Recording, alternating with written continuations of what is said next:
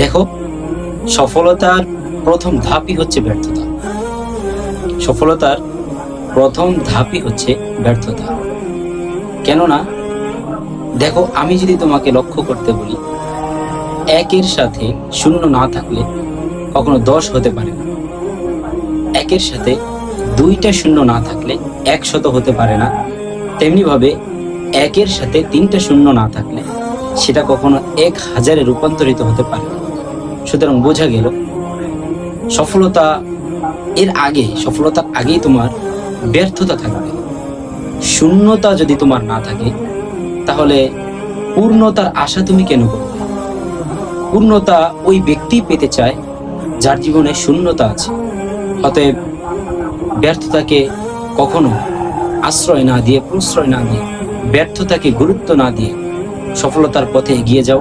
আল্লাহ তাআলার উপর ভরসা করো, চেষ্টা করো, যে স্বপ্ন তুমি বুনেছ সে অনুযায়ী কাজ করো, আল্লাহ তাআলার উপর ভরসা রেখে এগিয়ে যাও। ইনশাআল্লাহ আল্লাহ তাআলা তোমাকে অবশ্যই সফলতা দান করবে।